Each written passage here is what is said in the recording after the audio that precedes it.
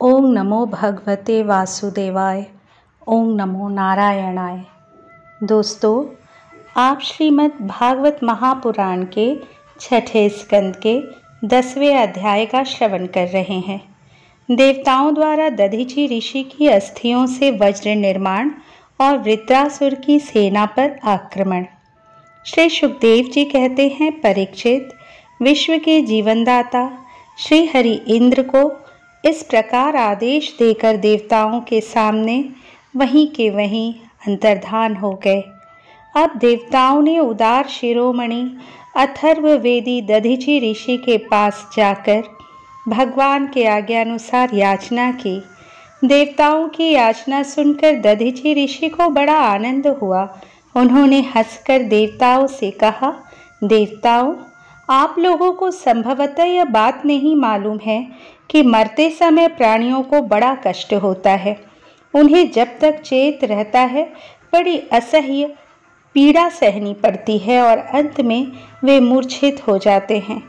जो जीव जगत में जीवित रहना चाहते हैं उनके लिए शरीर बहुत ही अनमोल, प्रियतम एवं अभीष्ट वस्तु है। ऐसी स्थिति में स्वयं विष्णु भगवान भी यदि जीव से उसका शरीर मांगे तो कौन उसे देने का साहस करेगा। देवताओं ने कहा, ब्रह्मन, आप जैसे उदार और प्राणियों पर दया करने वाले महापुरुष, जिनके कर्मों की बड़े बड़े यशस्वी महानुभाव भी प्रशंसा करते हैं, प्राणियों की भलाई के लिए कौन से वस्तु निछावर नहीं कर सकते। भगवान, इसमें संदेह नहीं कि मांगने वाले लोग स्वार्थी होते हैं। उनमें देने वालों की कठिनाई का विचार करने की बुद्धि नहीं होती। यदि उनमें इतनी समझ होती तो वे मांगते ही क्यों।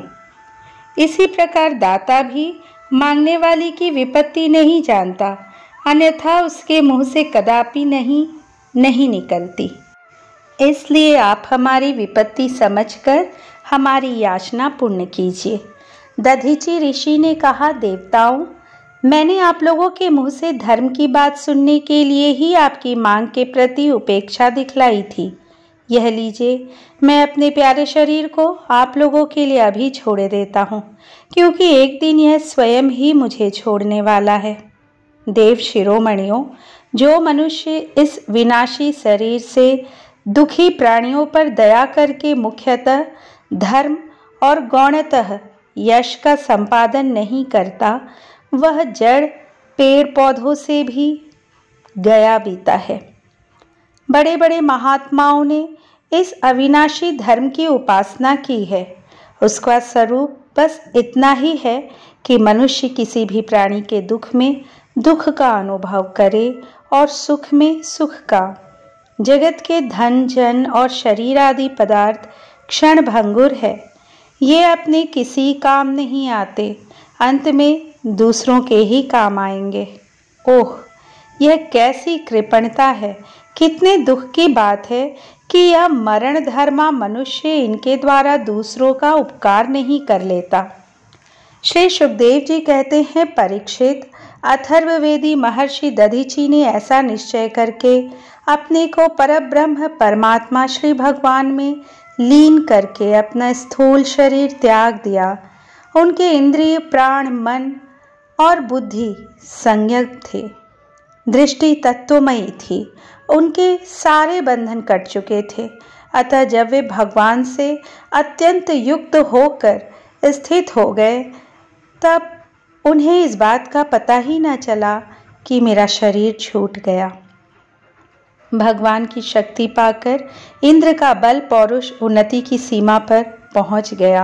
अब विश्वकर्मा जी ने दधीचि ऋषि की हड्डियों से वज्र बनाकर उन्हें दिया और वे उसे हाथ में लेकर ऐरावत हाथी पर सवार हुए। उनके साथ साथ सभी देवता लोग तैयार हो गए। बड़े बड़े ऋषि मुनि देवराज इंद्र की स्तुति करने लगे। अब उन्होंने त्रिलोकी को हर्षित करते हुए वृत्रासुर का वध करने के लिए उस पर पूरी शक्ति लगाकर धावा बोल दिया। ठीक वैसे ही जैसे भगवान रुद्र क्रोधित होकर स्वयं काल पर ही आक्रमण कर रहे हों।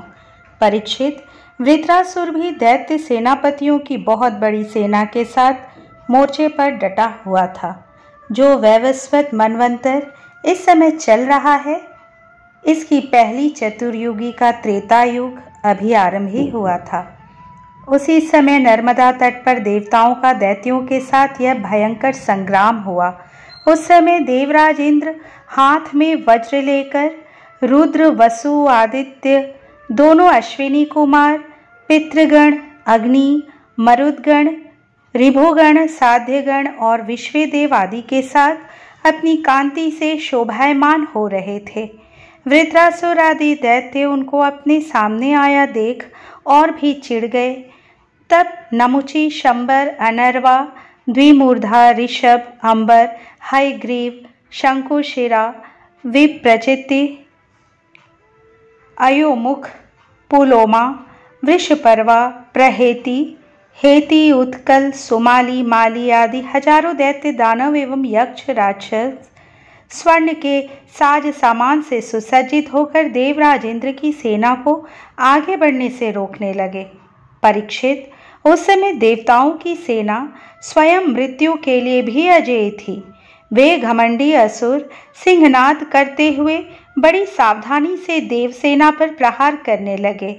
उन लोगों ने गदा, परिघ, बाण, प्रास, मुदगर, तोमर, शूल, फरसे, तलवार, शतघ्नि, भूषुंडी आदि अस्त्र शस्त्रों की बौछार से देवताओं को सब ओर से ढक दिया।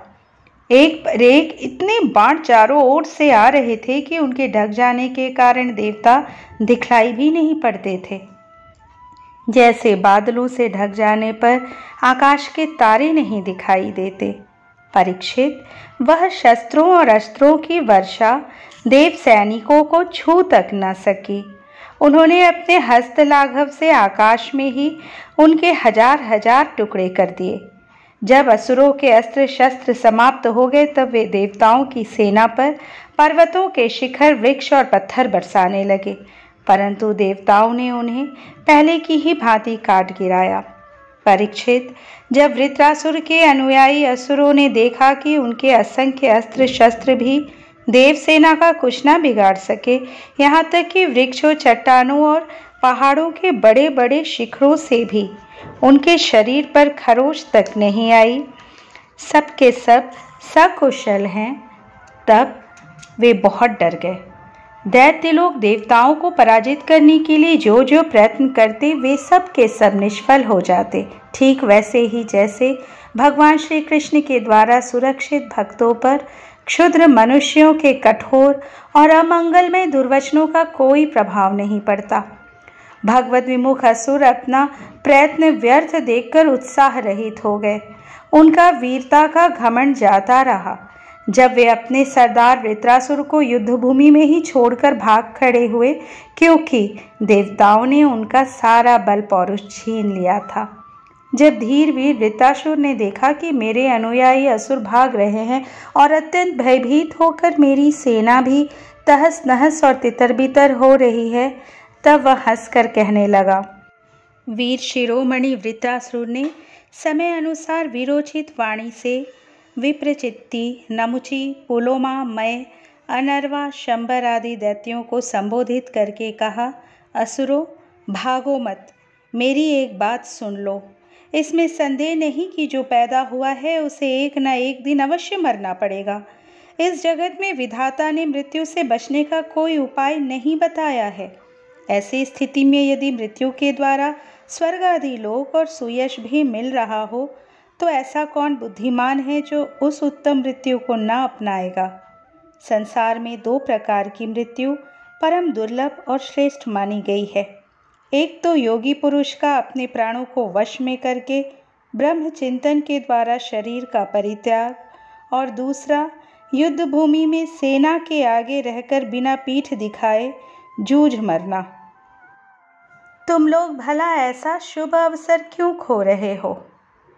इस प्रकार श्रीमद् भागवत महापुराण के 6ठे स्कंद का 10वां अध्याय संपूर्ण हुआ।